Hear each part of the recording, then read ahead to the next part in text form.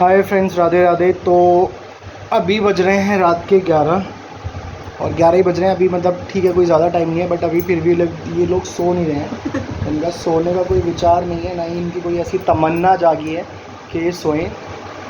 और let's see ये लोग कब तक सोते हैं। इनका सोना तो भैया ऐसा हो जाता है कि लोग हम सोचते हैं कि ये सोएं तो हम भी सोएं, क्योंकि सुबह मेरे को जाना होता है जिम के बाद ऑफिस, और इसको करना होता है मैडम को काम अपना घर का। बट ये देखो अभी सोएगी नहीं, अल्टी पल्टी ले रही है ये बिल्कुल बिंदास। बट हाय बोलो। क्या हाय बोलेगी अभी तक। इसका देखो अभी इसका सोने का इसका भी कोई विचार नहीं है। ये नहीं चाह रहा है, ये सोना ही नहीं चाह रहा है, इसका मन ही नहीं है सोने का। ये देखो उधर भी देख लिया। डूंगा देखो, सोएगा नहीं। उधर भी देख। ये भी नहीं सोएगी, अभी मन नहीं है भाई इनका सोने का किसी का भी। तो गाइस काफ़ी टाइम हो गया मैं ब्लॉग नहीं बना पाया। मैंने सोचा कि आज चलो अपने इन बालकों के ऊपर बनाऊं। बालकों के ऊपर क्या ही बनाऊं यार, मतलब ये था कि इनका नींद ही पूरी नहीं होती है। आप देख रहे हो, वो देखो कहाँ देख रहे हैं। विशु विशु कहाँ देख रहे हैं बेटा। अभी वो सोएगा नहीं। और ये जो अभी लग रही है ना, ये थोड़ी देर में अभी हुंकारे भरने वाली है ज़ोर ज़ोर से। और ये 2 बजे से पहले नहीं सोएगी। 2 बजे भी सो गई तो सो गई, अदरवाइज़ 2 बजे भी इसका कोई सोने का टाइम नहीं है। इसका जब मन करेगा ये तब सोएगी, इसका जब मन करेगा तब वो जागेगी और हमारी रेड लगा देती है। देखो अभी हूँ कर रही है ना, कह रही है हाँ, अपने मन से सोएगी, अपने मन से जागेगी। सोएगी नहीं तू, सोना नहीं है। ओ बेटू, तेरे को भी नहीं सोना, सो जा बेटा। चलो गाइस देखते हैं कब तक सोते हैं। और ये अभी इनका सोने का मन है नहीं, तो इनके साथ साथ समवेयर मुझे भी जगना है। तो मैंने सोचा जब तक थोड़ी बहुत आपसे बातें हो जाएं। तो गाइस मैंने एक कहानी सुनी थी, एक्चुअली रामचरितमानस लिखी गई थी जब। इस कहानी कुछ इस तरह से है कि तुलसीदास जी जब चौपाइयाँ लिख रहे थे, तो चौपाई लिखने के बाद वो अपने घर को जा रहे थे। अब उन्होंने जो एक जाते जाते एक चौपाई का पेज जो लिखा था, उसमें कुछ ऐसा था कि सब में श्री राम बसते हैं और सब श्री राम संभाल लेंगे। यानी जो दिखे उसको प्रणाम करो, श्री राम सब में बसते हैं, तो सारी चीज़ें श्री राम संभाल लेंगे। इन शॉर्ट ये उस चौपाई का मतलब था। अब वो चौपाई लिखने के बाद घर को जाने लगे। जैसे ही वो अपने घर गए, मतलब घर की तरफ चले, तो उन्हें एक बालक मिला। अब उस बालक ने उन्हें कहा कि अरे प्रभु आप कहाँ जा रहे हैं, आप आगे जाओगे तो आगे जाके ना थोड़ा सा, मतलब थोड़ा आप आगे चलोगे, एक बैल है जो सबको मार रहा है और वो रास्ते में बैठा है, तो प्रभु आप वहाँ से ना जाएं, आप इधर से चले जाएं। अब तुलसीदास जी ने सोचा अरे भैया कल का बालक ये मुझे चलाएगा। मतलब उन्होंने उस बंदे को इग्नोर किया और वो आगे बढ़ते गए, क्योंकि उनको ये था कि यार मैं अच्छा खासा ये सब चीज़ें, अब वो छोटा सा बच्चा 12-13 साल का मुझे चलाने आया है। तो तुलसीदास जी आगे चल पड़े। अब जैसे ही आगे गए तो उसने फिर से कहा कि अरे प्रभु आगे ना जाएं, मैं आपके हाथ जोड़ रहा हूँ, आपसे विनती कर रहा हूँ, वहाँ एक सांड पागल हुआ है, वो आपको मार देगा और आपने लाल कपड़े भी पहने हुए हैं। अब तुलसीदास जी बोले चल चल मुझे मत सिखा, और इतना कह के वो आगे चले गए। अब जैसे ही आगे चौराहे पे पहुँचे, वो मरखना बैल यानी कि जो सबको मार रहा था वो बैल आगे ही था।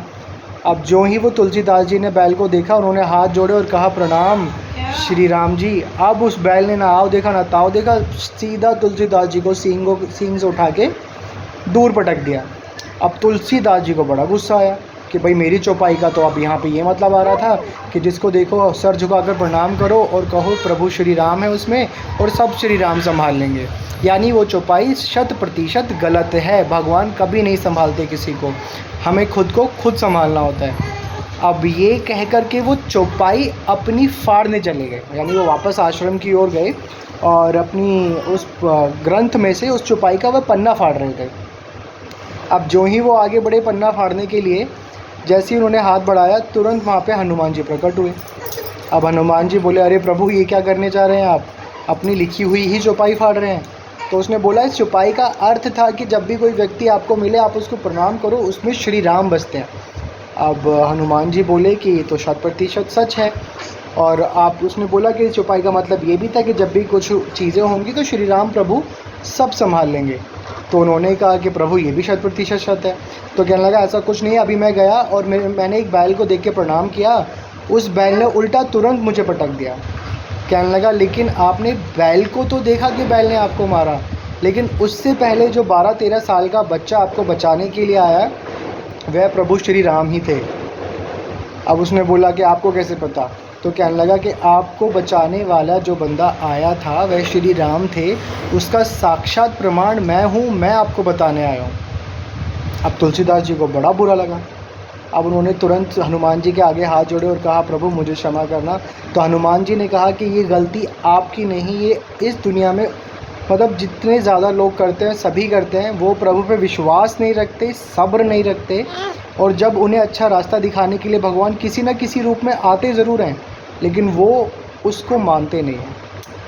उनको लगता है कि नहीं नहीं हम जो करने जा रहे हैं शायद वही सही है, लेकिन भगवान किसी न किसी रूप में आपके पास आते हैं, समझाते हैं, आपको बताते हैं कि आपको क्या करना है।